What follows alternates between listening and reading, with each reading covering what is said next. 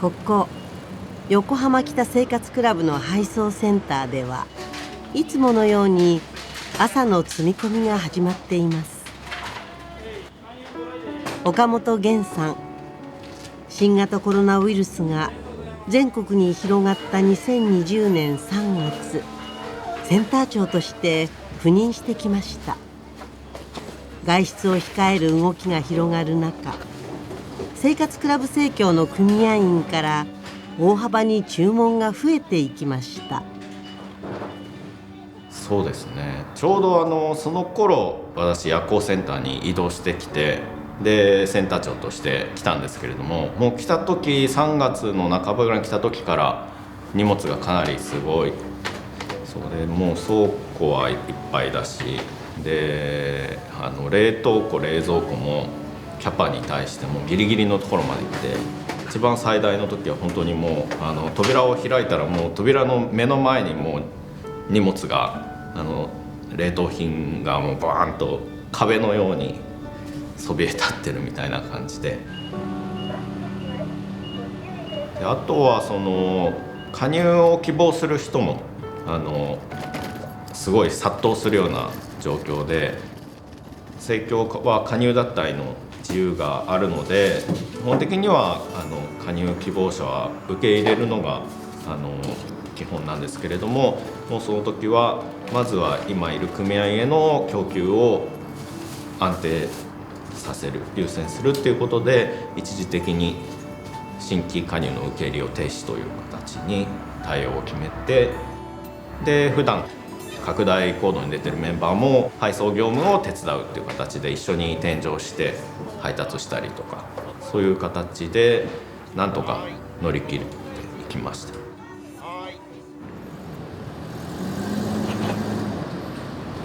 だいたい1日に、50件から60件ぐらい、多いと65件とか1日で配達しますね。配達すごい楽しいんですけど、ただ配達するだけじゃなくて、配達先の組合員さんとお話しするっていうのが私とっても好きなんですよ。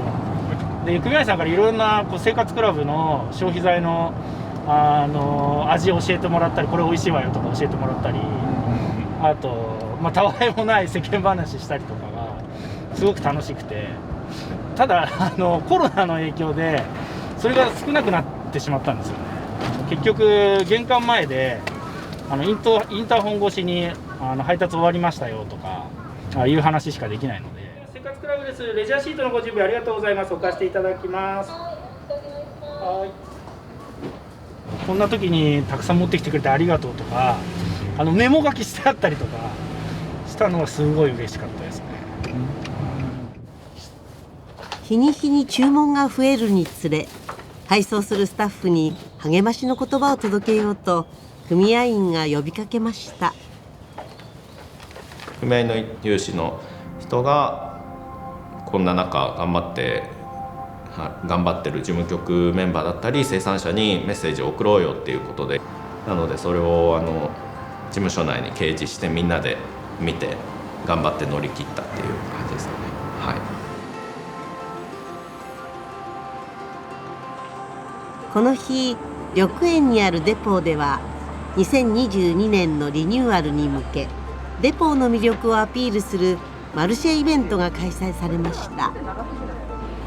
デポーは生活クラブの組合員が利用する店舗で神奈川県内には22カ所あります。朝採れたての新鮮な野菜が地元の生産者から届きました。生活クラブでは組合員と生産者が話し合い、お互いが納得のいく価格と品質を目指し作り上げてきた農産物や加工品を消費財と呼んでいます。消費財の共同購入は生活クラブの最も大切な活動です。オーブンとかで焼いて、もうそのままレンジしても大丈夫。ありがとうございます。組合員は健康にも環境にも優しい社会を作りたいという思いから消費財の魅力をより多くの人に呼びかけ、利用の拡大を目指しています。生協の中でも一番厳しい基準でやってるので、もうそれはね生活クラブ神奈川の5つの地域生協の一つ、横浜南生活クラブの理事長を務める鹿児島正代さんです。鹿児島さんは出産を控えていた時に生活クラブに出会いました。今から25年前、当時は個別配送はなく、班というグループを作り、消費財を購入する方法しかありませんでした。生活クラブを始めたいんだったら自分で仲間を作って、で他に3人見つけて4人になったらもう一回連絡してくださいって言われました。私本当に絶対にそこで生活クラブで作られた消費財を食べたいって思っていたので、いやもう絶対に集めてやるって思いました。そうですね、声かけた方が同じような年代のお子さんをお持ちの方だったので、結構そこは共通認識というか、子どもに良いものを食べさせたいっていう思いは皆さんお持ちだったので、はい、そういう意味では比較的一緒に始める人は見つけやすかったのかなとは思います。どうもこんにちは。こちらワインので気をつけてください。ありがとうございます。こちらが冷蔵です。はい。失礼します。必要だと思う消費財や社会の仕組みを自分たちで作っていく組合員活動、その面白さに魅了された鹿児島さん。なんて言うんでしょうね、夫の帰りを待ってただひたすら子育てだけをする自分ってどうなんだろうなっていう葛藤も実はあって、私は最初に購入する方法を自分の中でちょっと改めたいっていう思いがあったので、買わされるんじゃなくて自分で選んで買いたいって思いがあったので、それがまず一つ実践できてるっていうことが、一つの社会参加かなって思っていて、なので少し社会とつながりたい、なんかそういう思いがあったかなっていうふうに思います。コロナ禍の影響からリモートワークで在宅勤務になった夫の武彦さん。家での過ごし方に変化があったようです。無農薬栽培の渡来茶。鹿児島さんが子供を授かった時から夫婦で飲み続けてきました。通勤時間はなくなりましたので、家にいるので妻が家にいないなっていうのはよくわかるようになりました家にいる時も何かしらパソコンを開いてたりズーム会議をしてたりっていう感じなので。武彦さんは組合員活動で忙しい妻の姿を見て積極的に家事に参加するようになったそうです。そうですね、だから私別に何も手伝えることはないですけども、少なくともだから昼飯の心配とかはしなくていいようにそういうのは全部自分で適当にやるので、あんまり負担をかけないようにっていうのはありますけど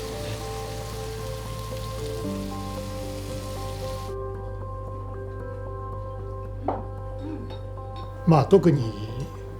豚肉とかね、お肉とか関係とかは美味しいと思ってますし、野菜も新鮮なものが食べられますので、組合員やっててよかったなと。私自身も組合員になりますので、はい。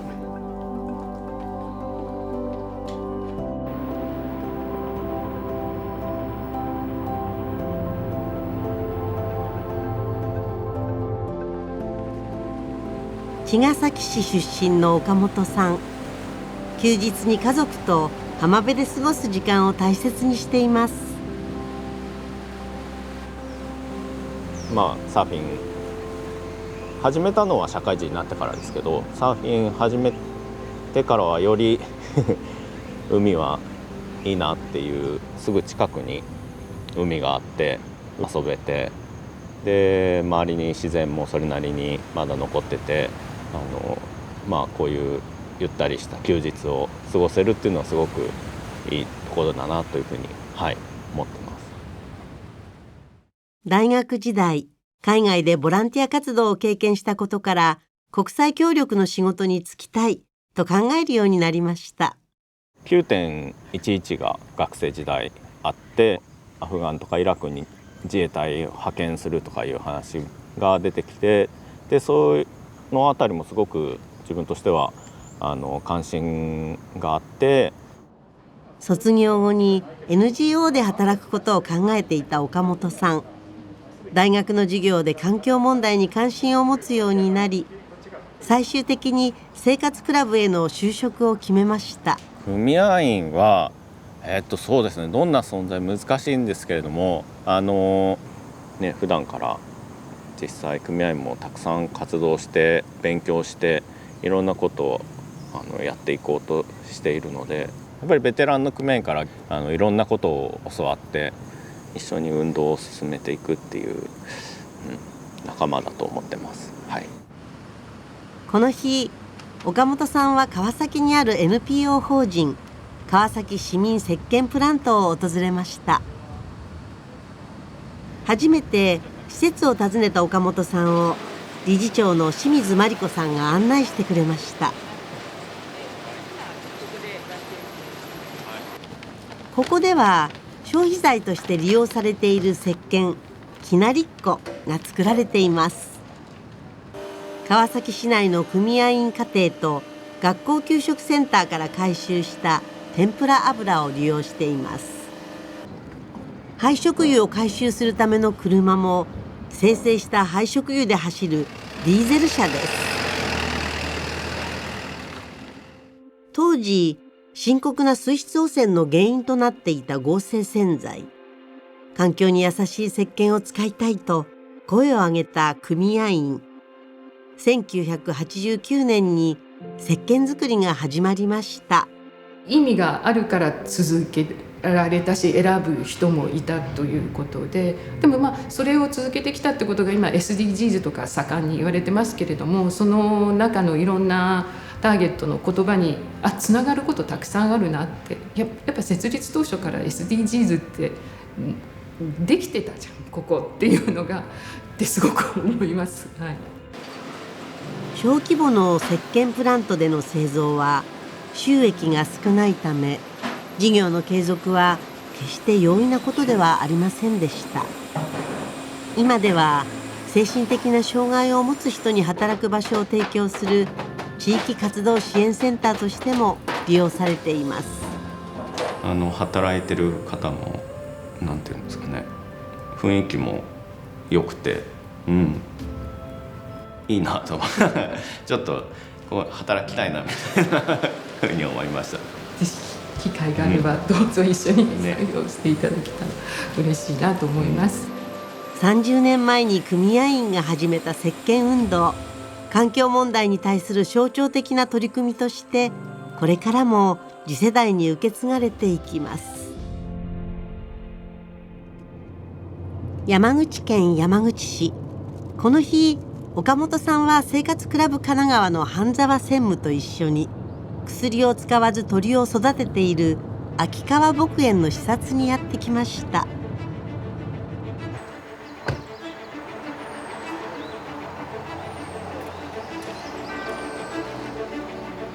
じゃあ防護服とのアムツをお願いしたいので、あそこの事務所でお願いします。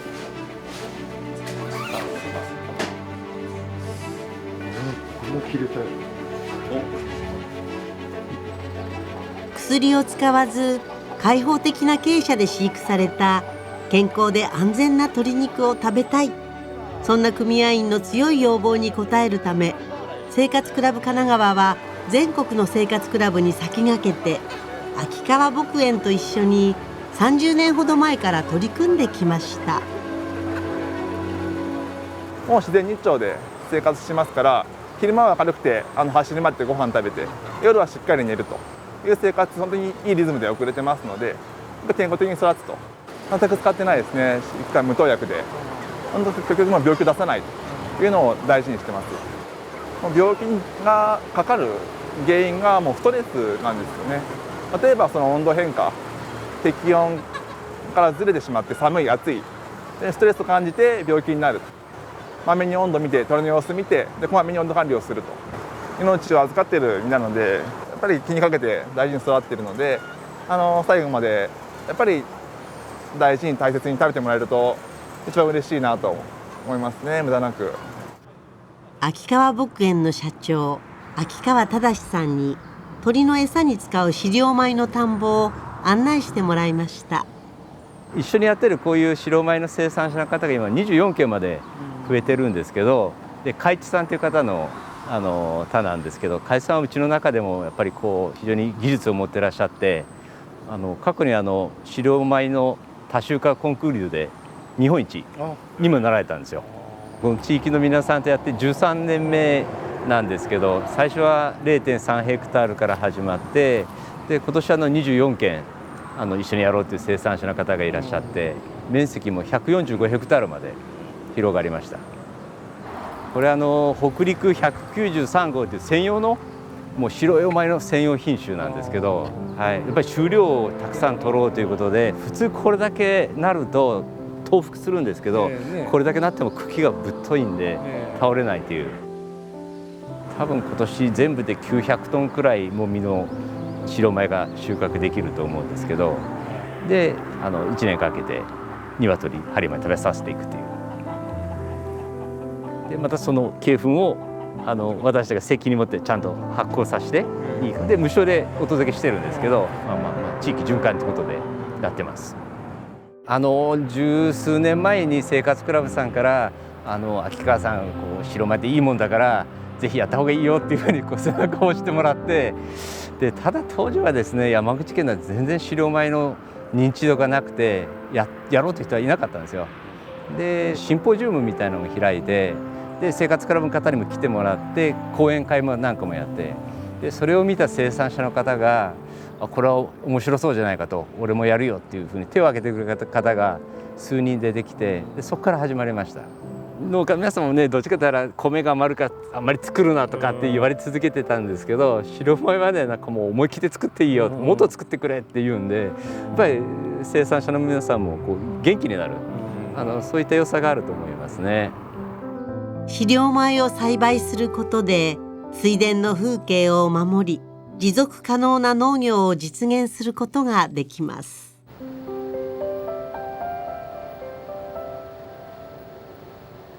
この日は会長の秋川実さんが滞在先の中国からリモートで生活クラブとの出会いについて思いを語ってくれました。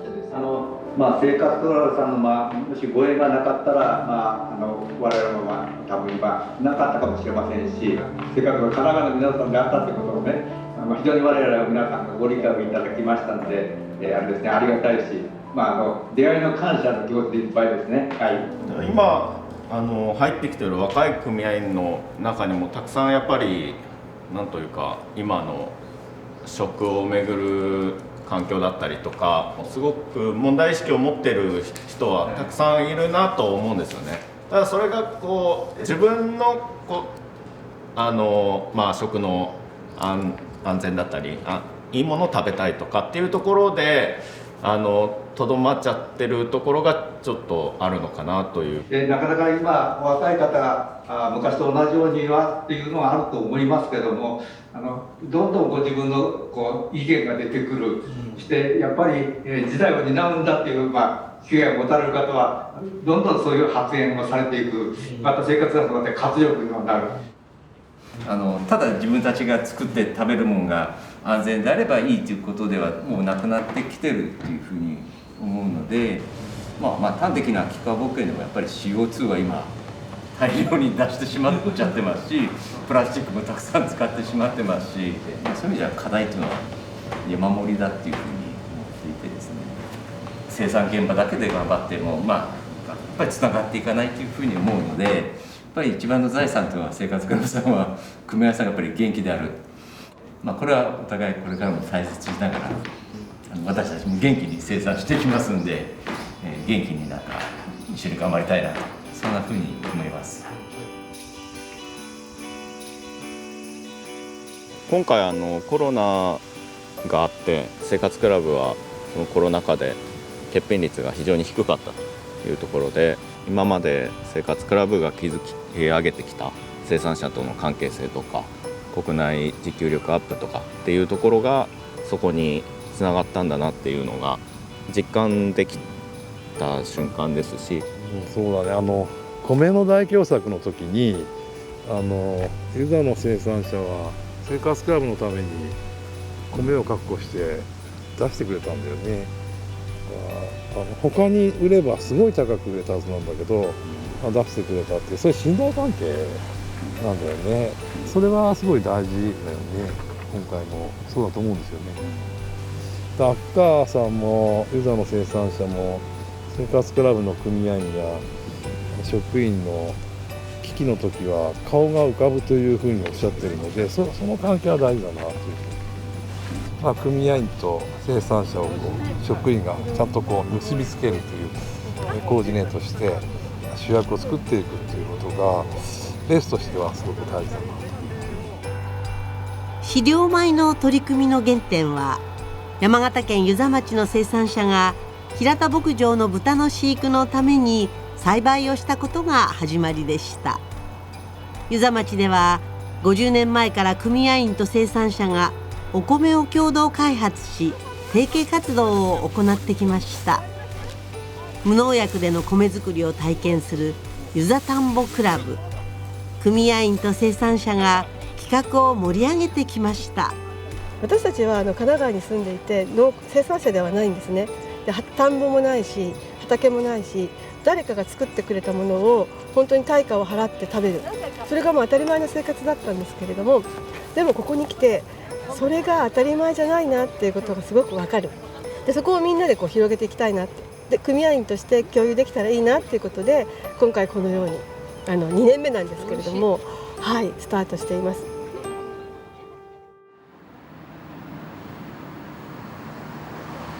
平塚市の商店街の一角にある平塚西海岸デポー、2015年にオープンしました。この日は鹿児島さんがデポーの見学に訪れていました。取れてるもの、朝取れたものがここに入ってきます。お茄子とこの四角豆、なんかこの四角豆買ってるの初めて見ます。普通に茹でてマヨネーズ。建設当初組合員リーダーだった増田悦子さん、消費財に囲まれた職場で働きたいと新しいデポーで働くワーカーズの募集を呼びかけました。ここを立ち上げっていうとかなり最初にワーカーズさん一斉に募集をかけないといけなかったと思うんですけど、何か苦労したことってありますか？本当に集めなきゃっていうので最初は大変っていうか必死だったと思います。多分15、16人は集めないと店を回していけないっていうのもあったので、生活クラブ神奈川から委託を受けたワーカーズコレクティブデポットがデポーの業務を担っています。ワーカーズコレクティブで働くにはワーカーズ自ら事業に出資をします。経営と労働が一体となった共同労働という新しい働き方です。ワーカーズってトップダウンじゃなくてみんなが経営者だし、みんなが働き手なのですごく対等な立ち位置でね、なんていうんだろう、大変でもあり面白いところでもあるのかなと思って、自分でいろいろ決めて自分たちで分配金っていうか給料も時給とかも決めて自分で全部できる。ワーカーズコレクティブが誕生したのは1982年、生活クラブ神奈川の組合員が日本で初めて立ち上げました。目標としてきた組合員1000人が加入をして順調にスタートした平塚西海岸デポー。オープン当初はわーってやっぱり組合さんたくさん来て上がったんですけど、でもちょっとだんだんちょっと供給が落ちてきてしまって、どうしようっていうところの話し合いをして、もう本当に買い続けてくれる、食べ続けてくれるっていうことがやっぱりつながっていくことになるので、みんなでどんなデポにしたいかっていうのを話し合いをしたんですね。いろんな意見が出てきて、地域に開かれた場所を作りたいという組合員の要望から始まったカフェスペース。デポを応援する組合員が日替わりでランチを提供しています。地域の人がカフェに立ち寄るようになり、新たな組合員の加入にもつながりました。食べに来た人がね、これどうやって作るのってシェフに聞いたりだとかで、ここに売ってるそこにあるもので作ったんですよって言うと、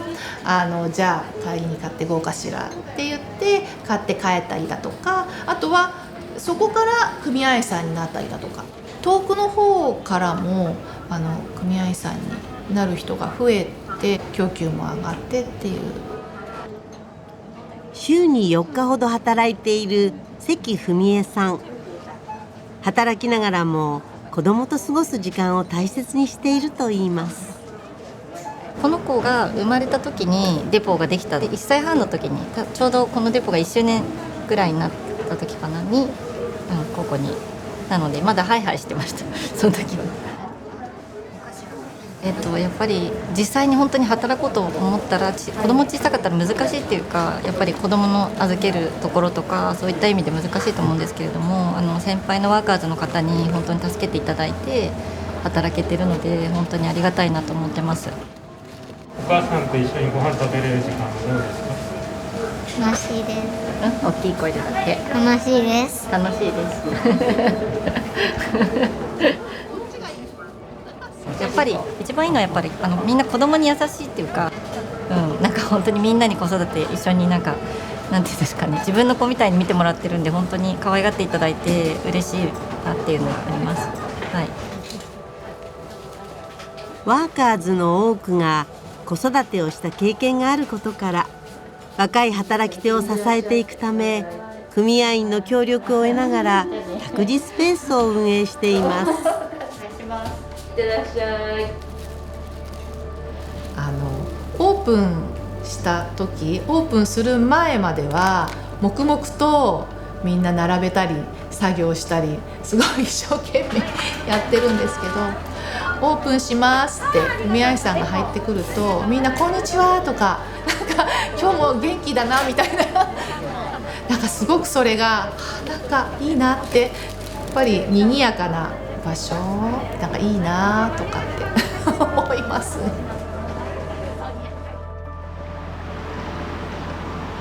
この日開かれた運営委員会では緑園デポのリニューアルに向けて議論が交わされていました。鹿児島さんは担当理事として運営委員会に参加しています。リニューアルに向けて目標を立てていた年間100名の新規加入想定より4ヶ月も早く75名まで到達しました。で、第2基準は達成しました。せーの。こっちだ。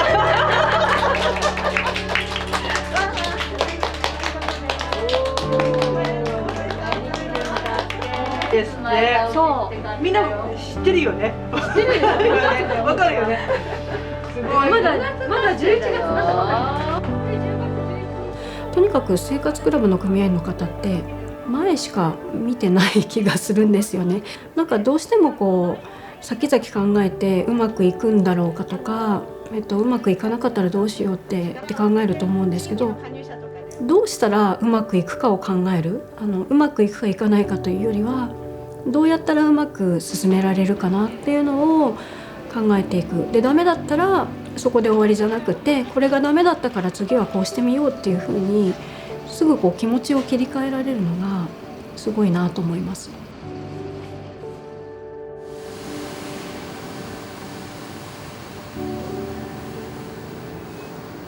ここ生活リハビリクラブ幸いは生活クラブとワーカーズコレクティブが共に運営する介護保険事業所です。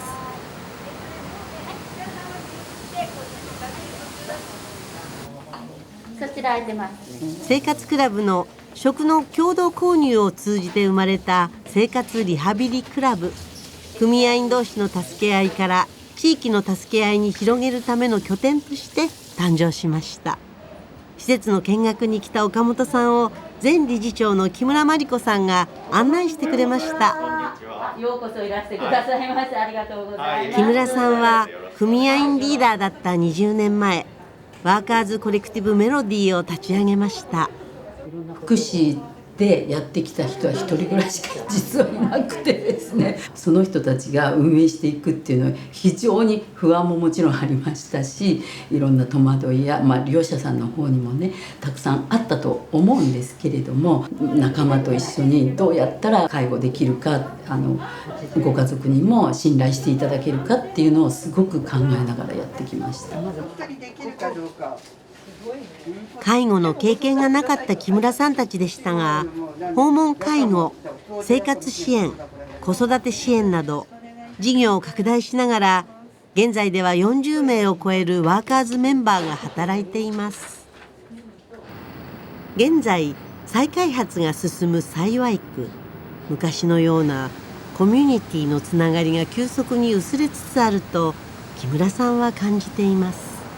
そこで地域住民が集まれる場所としてコミュニティカフェを始めることにしました。施設の名前は多世代の居場所メロディーココ。テーブルとね椅子があると思うんですけど、日常はここコミュニティカフェで11時半からコミュニティカフェを開いています。あちらは事業なんですけど、こちらも、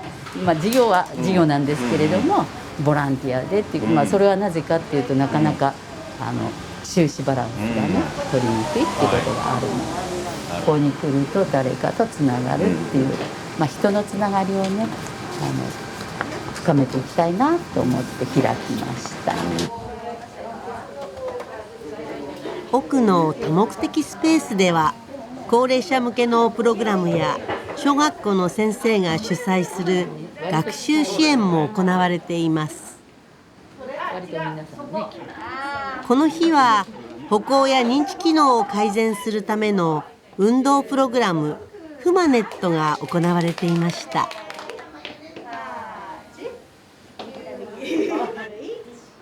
ワーカーズメンバーの小林紀美子さん、数年前に亡くなった母親がデイサービスの利用をいつも楽しみにしていたそうです。やっぱり家庭的ですごいあったかかった、こまめにいろいろしていただいてたんだと思います。私も働いて初めて分かったんですけれども、きめ細やかにケアしていただいて、本当に利用者のことを考えてくれてたんだなっていうのが働き始めてすごく感じましたね。はい、思ったことをどんどん言っていくのがワーカーズだと思うので、皆さんにも遠慮しないで言ってくださいねって声かけしてもらってますし、もうお茶碗一つでも見本買ってきてこれがいいあれがいいってみんなで話し合ったりとか、利用者さんについてはこういう対応しようっていうことをみんなで意見出し合って、勝手に一つのところで決まらないような風通しはいいかと思います。はい、で今のご覧いただいたフマネットもどうやったらいろんな人が来てくれるんだろう、コロナ禍ということもあって大々的に声かけていいのかとかいろんな葛藤もありましたけれども、知らない人でもお話し合って楽しかったねって今日も書いていただいたので、本当にいい場所って言ったら本当にいい場所になってるなっていうのはフマネットをやっていても最近は特に感じますね。はい、普段の配達とかセンターの業務からすると介護とか福祉の現場ってなかなかちょっと遠いところにあるんですけども、やっぱり生活クラブのなんていうか幅が広いなっていうすごい感じましたね。はい、すごく実感しました。みんなが幸せになるための課題解決って私は生活クラブそこをすごくやってるなって思ってるので、人と人がつながりお互い様という気持ちが広がっていく、そのきっかけが生まれる場所にしたいと木村さんは考えています。ワーカーズの一番の特徴は地域の人が町のことを考えながら働き場を作って、その働きながら、町のことを考えて、じゃあまた新しい事業を作ろうかとか、こういう仕組みが必要だねっていうことで組合員と一緒に仕組みを作ったりだとかっていうことがやっぱりワーカーズコレクティブの働き方の大きな特徴だと思います。ワーカーズコレクティブメロディーの新たな取り組みは始まったばかりです。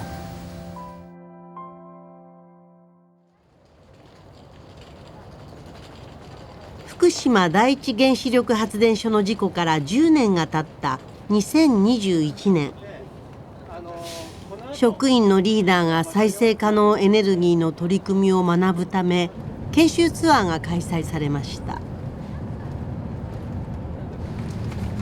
再生可能エネルギーによる復興を目指す飯舘電力の千葉則道さんの案内で、避難を余儀なくされた町や村の現状を見て回りました。まず何回か来ました。だいぶ綺麗になっちゃいました。ここがなんかなんていうかな、商店街みたいな感じ。駅が新しく建てられて、こちらがそのまま残ってるという、なんていうのかな、コントラストというか、だから全然復興進んでないという、ことだと思うんですよね。やっぱり、震災の被害もありますけど、原発が爆発したっていうことによる放射能の被害っていうのが、それは社会の問題で、原発ない社会にしていかなきゃいけないということが、組合員含めてみんな思ったことで、その代案として再生可能エネルギーを広げようということで、一人一人電気を使っている人がエネルギーを選択するっていうことが、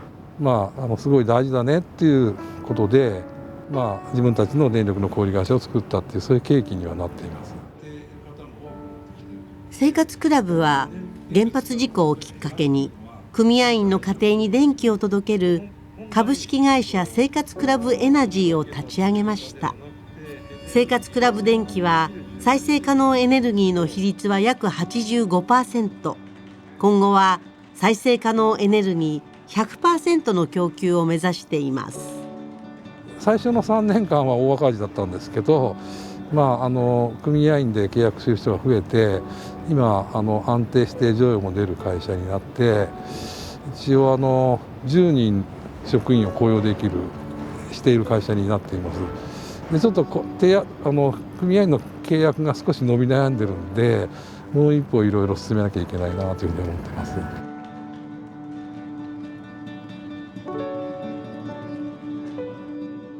そういうところを学びながらですね、自分らが何できるかっていうのを考えながらちょっと皆さんこんにちは。私は神奈川の副理事長の櫻井と言います。家庭を回していく主婦として、子供を育てている母親として、どうしたらいいんだっていうところで、私はたまたま生活クラブで活動していたので、生活クラブ電気に巡り合うことができて、これを広げる今活動で、私はそれをやっていこうというふうにしています。はい、夜行センターの岡本です。今日本当に飯舘その現地を見て、そういった電気の生産している人たちの話を聞いて持って帰りたいと思います。よろしくお願いします。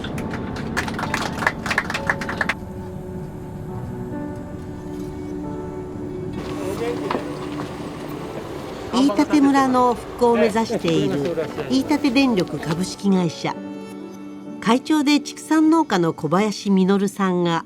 太陽光パネルの下で牛を育てるための牧草を栽培するソーラーシェアリングに取り組んでいます。復興の礎となる発電所の電気は生活クラブ電気として組合員の家庭に毎日供給されています。皆さんがこれから伝道師になって組合員の人たちに、あなたたちが電気代払うでしょ、それ生活クラブエナジーを介して飯舘電力ってところに払われるんだよと。それをね、飯舘電力って会社がね、今度は村民を雇ったり雇用したり、あとは飯舘牛の復活に、投資してくれてんだよっていう一連の話ができますよね。この機械はパワーコンディショナーといって、今度2回目の東日本大震災が起きて飯舘村の電気が系統が切れても、今50基動いてますから、そんないろんなところにこのコンセントだけで500箇所あります。災害などで停電になった時に太陽光パネルから直接電気を村民に提供することができる発電所。自分が使ってる電気のその生産者だったり生産地がどんなところで、どんな人たちがどんな風な営みをしているかっていうところを、関係性っていうのが作ることができるっていうところが生活クラブ電気の違うところだと思うので、そこを伝えていきたいなと思います。これまでの消費財の取り組みのように生産者との関係性を大切にしていく活動をエネルギーの分野でも推進していこうと、喜多方市にある会津電力で組合員リーダーの研修が毎年秋に開催されています。会津電力は使われなくなった山奥の畑を利用してメガソーラーを建設しました。会津電力の会長佐藤八右衛門さんは会津地方有数の酒蔵大和川酒造店の9代目。大体そういう意味で言うと、水は地元、米も地元、それからあとエネルギーも地元となって、あと酒を作る技術も地元となれば全く、地の酒ということになるんですが、酒蔵を再生可能エネルギー 100% の電気で稼働することを目指しています。コンセントの向こうにどんな方がいるのか、それを現地に来てこう触れ合って、皆さんで楽しくお話をすると、やっぱここが好きになっちゃう、っていうとより、コンセントの向こうに愛着が湧く、なんかそういうのがやっぱりこの視察の一番いいところなのかなと。来ないとわからない。会津電力の関連会社では発電所の下に広がる耕作放棄地を活用してブドウ栽培に取り組んでいます。こんなに甘いとは。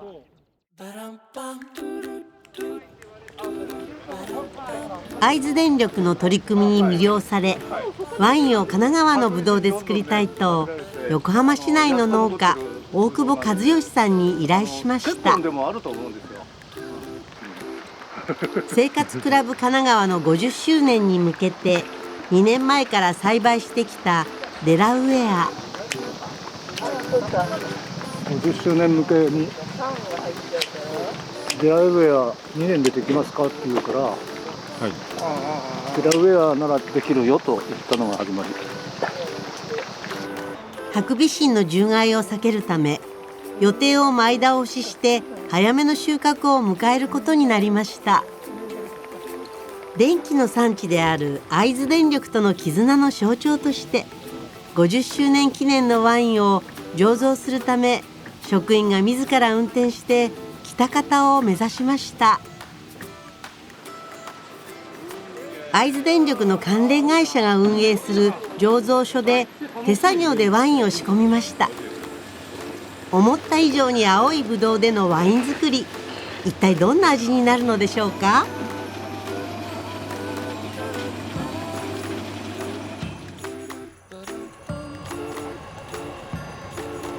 さてその後、大久保農園でできたばかりのワインを試飲しようと組合員と職員が集まりました。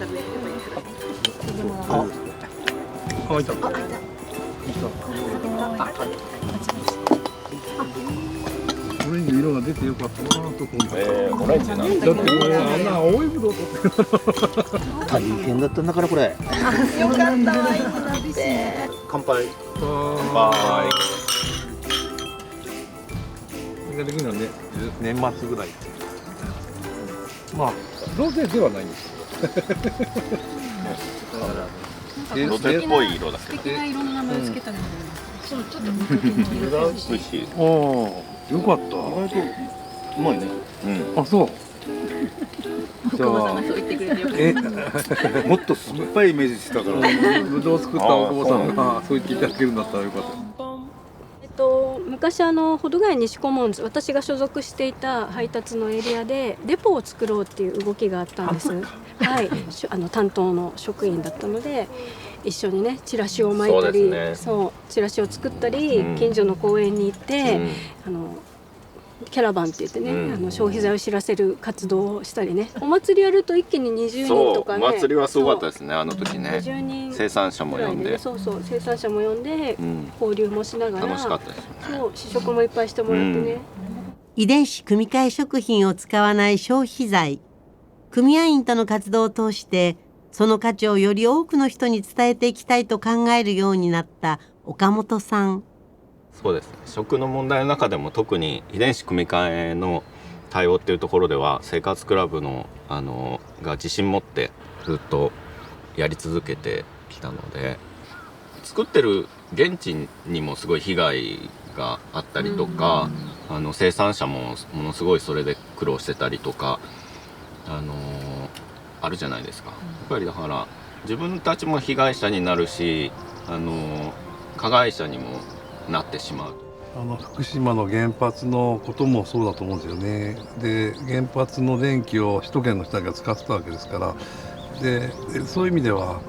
原発の事故自体はやっぱり我々の暮らしとやっぱり密接に関係しているので、もう一回自分たちを問い直すっていう、自分たちの暮らしを問い直すっていう意味合いも含めて岡本さんの世代で広げていってほしいなと思います。じゃあ夢風生活クラブと発電所の絆の象徴でございます。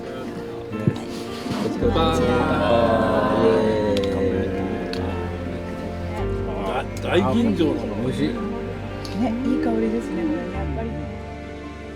秋田県にかほ市、日本海に面した風車の名前は夢風。組合員の多額の寄付で2012年に建設され、再生可能エネルギーの取り組みのスタートとなりました。